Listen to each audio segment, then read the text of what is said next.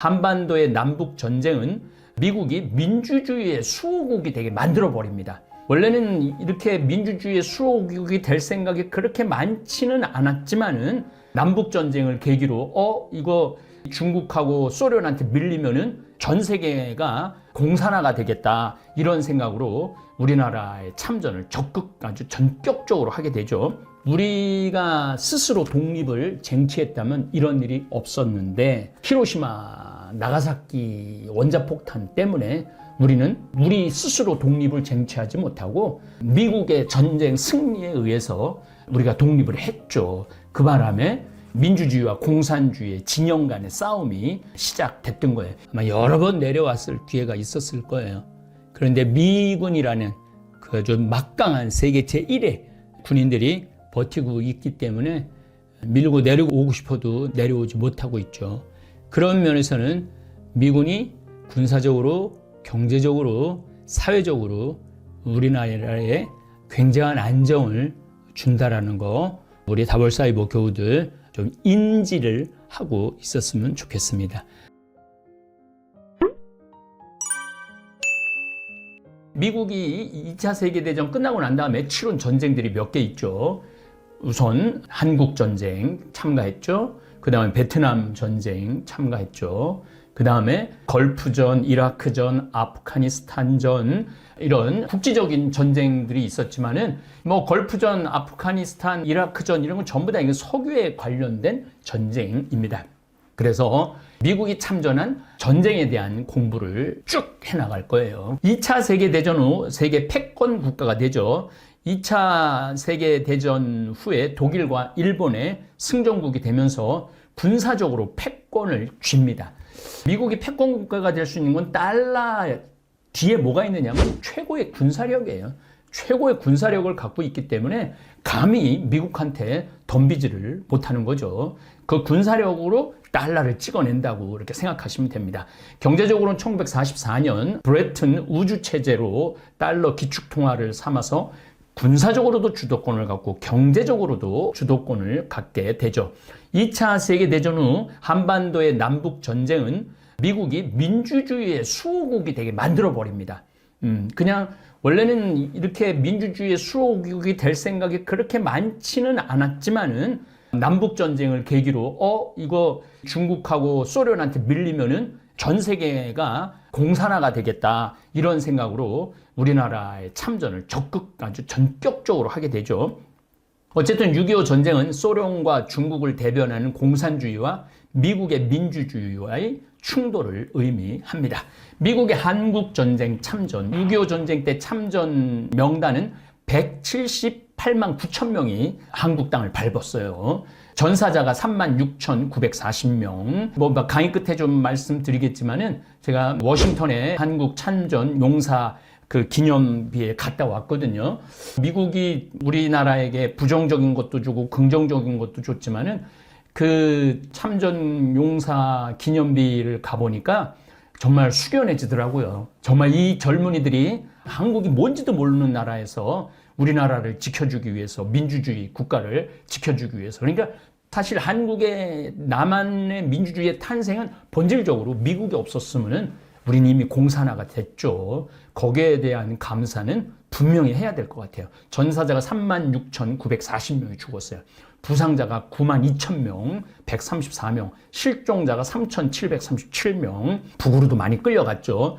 전쟁 기간 동안 대표적인 전쟁은 스미스 특수임무 부대의 오산전투. 제가 여기 오산전투 이거 아주 인상 깊어요. 여기도 전쟁 기념비를 직접 가갖고 한 2번인가 3번 전투 내용을 좀 들었는데 최초의 제대로 된 전투였었죠. 물론 밀렸지만 대전 전투, 낙동강선 방어 전투, 인천 상륙 작전, 서울 및 평양 탈환 작전, 장진호 전투, 우리 유명하게 잘 알죠. 흥남 철수 작전, 벙커 고지 전투, 저격 능선 전투 등 어마어마한 전투를 치러가면서 우리나라의 민주주의를 남한을 지켜냈죠. 그래서 오늘은 미국에 고마워하는 시간이에요. 근데 이제 6.25 전쟁 때 투하된 폭탄량을 보면은 미군은 한국전쟁 초반부터 북한 지역에 대대적인 공습을 가하죠. 그래서 제대로 서 있는 건물이 하나도 없었다고 그래요. 어마어마한 양을 퍼부어갖고 공수군 군사시설, 주민 거주시설,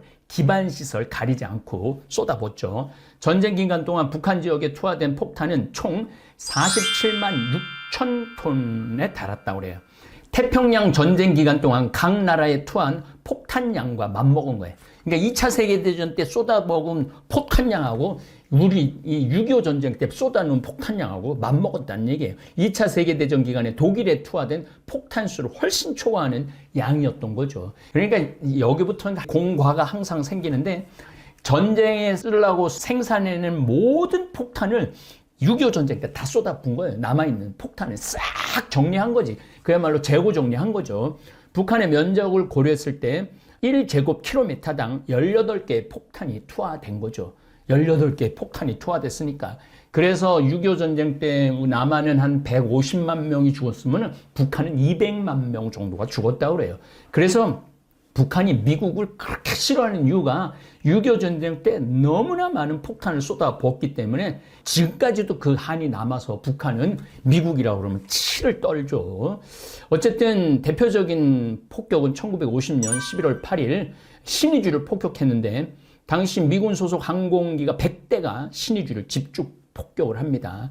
이 폭격은 신의주를 향한 최초로 공중 폭격이었는데 당일 폭격으로 3,117호에 달하는 공공 건물 가운데 2,100채가 파괴됩니다. 또 11,000호 주택 가운데 어마어마한 양이 다 파괴가 됐죠. 11월 8일 한 번 폭격으로 5,000명에 달하는 민간인이 사망을 했고 4,000명 이상이 여자와 어린 아이예요.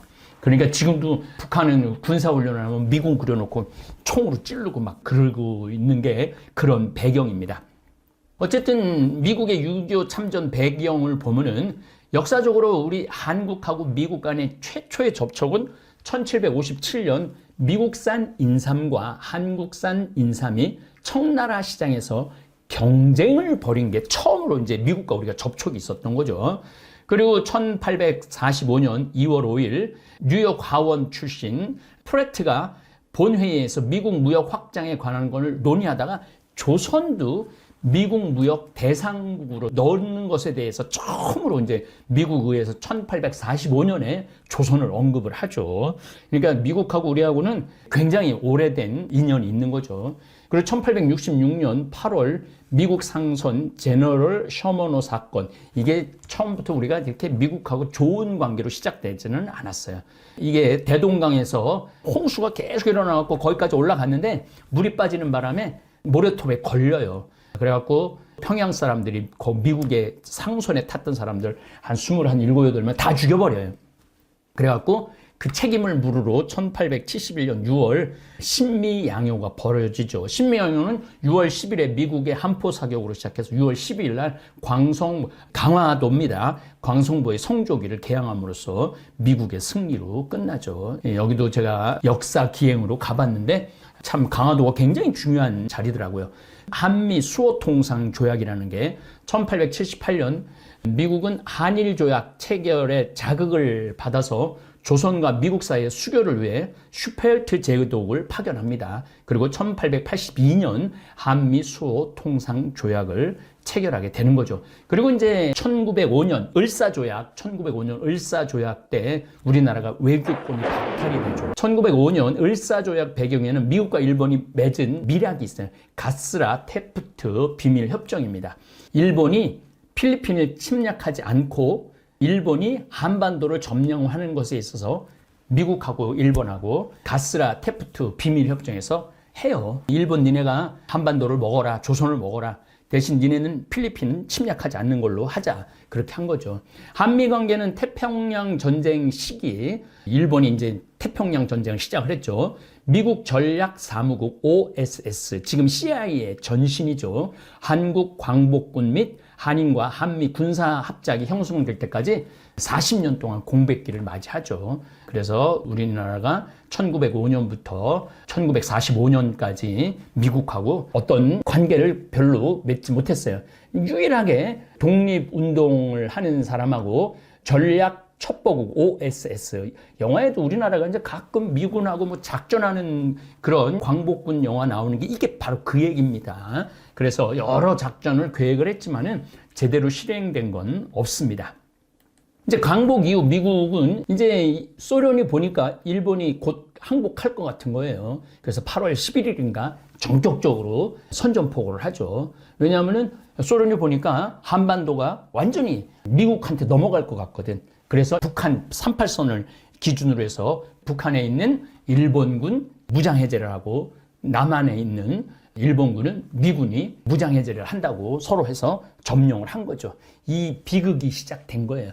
우리가 스스로 독립을 쟁취했다면 이런 일이 없었는데 히로시마, 나가사키 원자폭탄 때문에 우리는 우리 스스로 독립을 쟁취하지 못하고 미국의 전쟁 승리에 의해서 우리가 독립을 했죠. 그 바람에 이제 민주주의와 공산주의의 진영 간의 싸움이 시작됐던 거예요. 근데 사실은 미국은 원래는 일본군을 해장하기 위해서 4만 5천 명의 미군이 들어왔었는데 1949년에 500명만 남기고 다 일본으로 철수를 해요. 그러니까 미국 에치스 라인이라고 또 1950년 1월 5일 날 에치슨이 라인을 걷는데 자기네들이 보호하는 거를 일본까지만 긋고 한반도하고 대만을 제외를 해버립니다. 이때 김일성은 확신을 갖게 된 거죠. 어떤 확신을 갖게 됐느냐면 저거 봐라, 우리가 남한을 침공을 해도 미국이 개입하지 않겠다는 거 아닌가? 잘못 계산한 거죠. 그래갖고 1950년 5월 1일 날 마오쩌둥이 장제스를 대만으로 몰아내죠. 그러면 이제 중국의 지원도 김일성이 받고 또 1949년 8월 29일 날 소련이 핵폭탄을 만듭니다. 히로시마에 떨어진 거 2배의 강력한 핵폭탄을 만들면서 이제 미국하고 붙어도 되겠구나 그런 생각을 하면서 계속 김일성이 남침을 하겠다고 그러는데 좀만 기다려라 그래갖고 1950년에 전격적으로 소련은 소총 15,000자루를 북한에다 계속 줬어요. 포 140포, 전차 87개, 항공기 100대. 근데 미국은 점점 한반도에서 남한에서 점점 철수를 하고 소련은 계속 전쟁 장비를 대줬죠. 그래서 1950년 6월 25일 날 전격적으로 6.25 전쟁이 일어나는데 미국이 그때 아차 싶었던 거죠. 여기가 공산화가 되면은 일본도 먹히고 태평양을 빼앗기겠구나 이런 생각을 한 거죠. 그래서 전격적으로 참전을 결정을 해갖고 6.25 전쟁이 일어나는 겁니다. 그래서 외교전에는 적도 없고 아군도 없는 거예요. 지혜롭게 할 필요가 있는 거죠. 미국의 미미한 군사 원조, 그때 1년에 $1,000 정도 지원을 해줬어요. 전쟁 발발 직전 한국의 방위력은 심각한 우려에 있었던 것이죠. 다시 말해서 탱크도 한 대 없었고 제대로 된 야포도 없었고 제대로 된 항공기도 없었습니다. 미국은 알았을 거예요. 북한에 항공기며 탱크며 야포 140문이 있는 걸 알았을 겁니다. 주한 미 군사 고문단은 전쟁 직전 한국군의 보급 상태가 악화되어 1950년 6월 전투부대에 대한 보급과 정비는 필요한 최저 한도에 그치고 모든 종류의 부품은 떨어지고 한국 무기의 15%, 수송수단의 35%는 사용할 수 없는 상태로 북한의 남침 시 15일 이상 지탱하기 불가능하다고 판단하고 있었어요. 그때 남한에는 500명의 군사 고문단이 있었거든요. 이제 2차 세계대전 이후 국제정세가 우리가 좀 알아야 돼요. 세계 2차 대전 이후 미국과 소련 및 그 동맹국들 사이에 전개된 제한적인 대결 상태에 있었어요. 동유럽하고 서유럽하고 동독일하고 서독일하고 소련하고 중국하고 남한하고 북한하고 세계는 이렇게 양분이 돼 있었죠. 2차 세계대전이 끝나가는 1945년 5월 나치 독일이 항복하면서 미국, 영국, 양국과 소련 사이의 불안정한 전시 동맹 관계는 해체되기 시작을 합니다. 1948년까지 소련은 동유럽 제국의 좌익 정부를 전부 건설합니다. 그래서 1950년 미국이 경제적으로 공황이 한 번 더 와요. 왜냐하면 돈이 필요하니까. 하지만 소련은 이때 특별히 일본하고의 전쟁에서 빠져버리죠. 이때 소련은 어마어마한 경제 발전을 해요. 이때 경제 발전을 한 걸 가지고 미국과 양대 관계, 대립 관계, 전 세계를 양분하는 그런 나라가 소련이 되죠. 미국과 영국은 소련의 항구적인 동유럽 지배와 서유럽 및 그 밖의 지역에서 소련의 영향을 받는 공산당이 집권할 가능성을 우려하죠. 그러니까 미국은 소련이 영구적으로 지배할 수 있는 나라다. 헝가리, 우크라이나 이런 나라들, 아프가니스탄 이런 나라들이 원래는 다 소련권이었거든요. 근데 지금 다 하나씩 뺏기고 그 우려가 걱정이 현실이 되고 있죠. 한편 소련은 독일의 군사 위협 개발을 재발하기 위해서 동유럽에 대한 지배를 계속하기로 결정을 하죠. 주로 이데올로기적 이유에서 공산주의 세계에서 보급시키는 데 주력합니다. 공산주의를. 1947년 3월 발트해로부터 크로아티아를 연결하는 아드리아에 이르기까지 유럽을 둘러싼 철의 장막이 들어져 있어요. 무슨 얘기냐면은 이 아드리아에서부터 발트해까지 이렇게 쭉 연결, 그러니까 이탈리아, 크로아티아, 그리스 철의 장막이 이루어졌는데 요 선이 무너지면 민주주의가 무너지는 거예요. 그래서 여기는 윈스턴 처칠의 반공연설 및 미국의 상하 양원 합동회에서 미국이 공산 세력을 저지하는데 지도적인 역할을 해야 한다는 트루먼 독트린을 발표를 합니다. 이어 6월에 트루먼 독트린에 발맞추어 유럽 부흥을 위해 실시한 마샬 플랜 등이 초기에 자본주의의 냉전을 초래하죠. 마샬 플랜, 1차 세계대전이 끝나고 난 다음에는 니네들 돈 다 내놔. 전쟁 일으켰으니까. 그래갖고 싹 돈을 뺏었어요. 독일서부터 시작해갖고 어마어마한 배상을 했었어야 돼. 그런데 이게 막 패전국가가 열받는 거야. 우리가 패전은 했지만 이렇게 착취를 받을 수 있나. 그래갖고 일으킨 게 2차 세계대전이에요. 그러니까 그게 끝나고 난 다음에 미국이 이기고 난 다음에 이것도 전쟁 배상을 어마어마하게 해내려고 그러면은 이탈리아, 일본, 독일이 들고 일어날 텐데 이거 이렇게 하지 말자. 그냥 경제적으로 도와주면서 그 나라 경제가 잘 되면 잘 될수록 우리나라에도 경제가 도움이 되니까 그렇게 도와주자. 이게 마샬 플랜입니다. 미소 냉전은 1948년에서 1953년에 최고조에 이르죠. 왜냐하면 이제 양대 국가가 승리 국가가 됐기 때문에 이 기간 동안 소련은 독자적인 무기 개발을 성공하죠. 1949년 9월 29일 날 히로시마의 2배에 해당하는 원자포탄을 드디어 발명해냅니다. 이 기간 동안 소련은 독자적인 핵무기 개발에 성공함으로써 군사적으로 미국과 맞설 수 있게 되었고, 미국은 미국대로 늘어나는 소련의 위협에 맞서 1949년 나토, 이것 아주 중요한 국제기구입니다. 곧 북대서양 조약기구라는 유럽 군사동맹 체제를 구축을 하죠. 1949년에는 중국 본토에서 공산당 정권이 1949년 5월 1일 날 들어서죠. 양 진영 간의 긴장 상태는 1948년 소련의 베를린 붕괴로 위기를 맞았다가 1950년 한국에서 6.25 전쟁으로 폭발이 되죠. 미국 소련 신탁 통치, 미국 정부 내에서는 전쟁 후 한국 문제에 대하여 한국인 절대 당수가 문맹이며, 그리고 97%가 문맹이었으니까요. 가난하다는 것과 정치적 민주주의 경험이 없다는 점, 또 경제적으로 후진적이고 미개해서 일제 지배에 의해 자유가 무엇인지도 모르는 상황을 근거를 들며 한국을 근대 국가로 성장시키기 위하여 강대국들에 의해 지도를 받아야 한다고 말을 합니다. 대한민국 그렇게 평가절하를 했던 거죠. 그리고 사실은 이런 이유를 들어서 미국은 38선까지 올라가고 싶었던 거예요. 5만 명의 미군을 주둔하기에는 너무너무 불안했던 거예요. 우리가 38선까지 밀고 올라가서 거기서 승부를 봐야만이 중국이 넘어오든 소련이 넘어오든 금방 대처할 수 있다는 결론을 내립니다. 소련의 영향력을 견제하기 위해서라도 한반도를 신탁 통치하는 것이 좋은 해결책이라고 생각을 합니다. 이는 카이로 회담의 카이로 선언에서 적절한 절차를 거쳐 한반도의 독립을 부여한다는 표현으로 되어 있습니다. 카이로 회담 내용을 테헤란에서 소련의 스탈린에게 알리자 소련 또한 한국을 신탁 통치한 후 독립시키자는 루즈벨트 대통령의 제안에 찬동을 합니다. 이래서 신탁 통치 반대 운동, 남북한 따로 분리해서 독립하는 거 반대, 다 이게 여기서 나오는 거예요.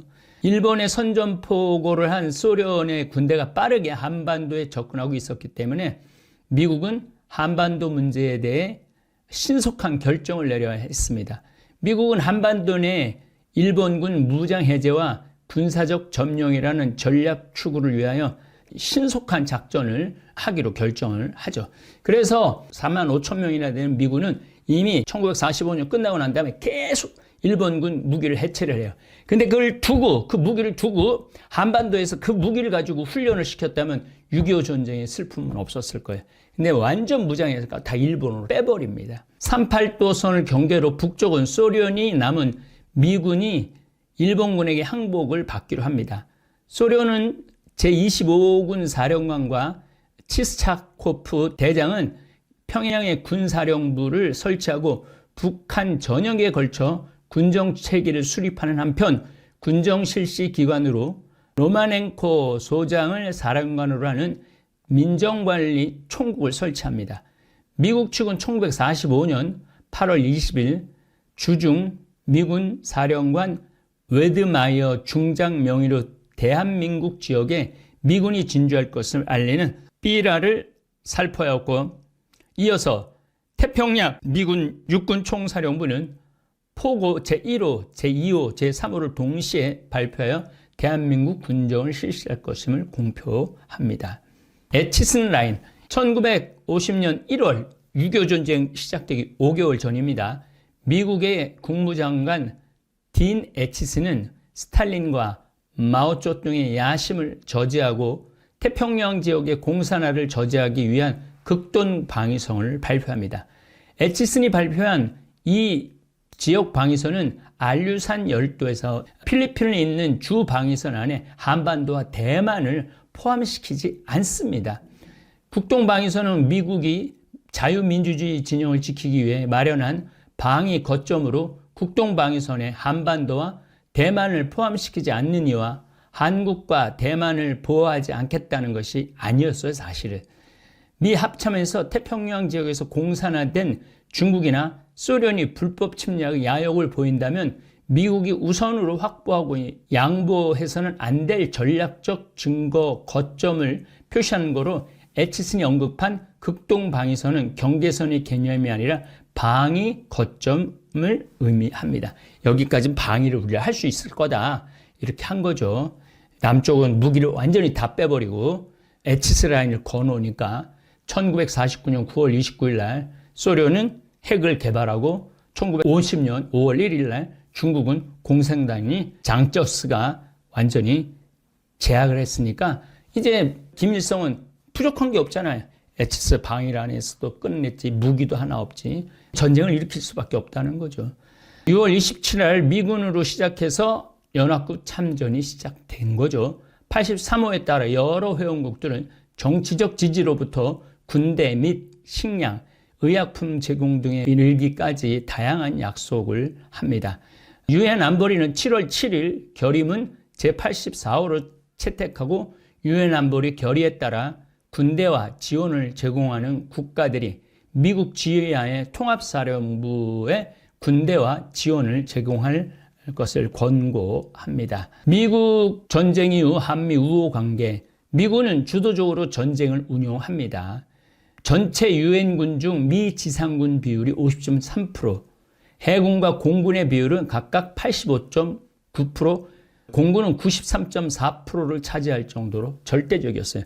결과적으로 미국은 참전을 결정하면서 설정한 전쟁 이전 상태로의 회복이라는 목표를 달성했고 국제평화의 유지와 안전이라는 유엔의 목적과 목표에 기여를 합니다. 이제 공산주의 국가가 민주주의 국가를 건드리면은 이렇게 요조를 낸다. 전 세계적으로 알렸던 거예요.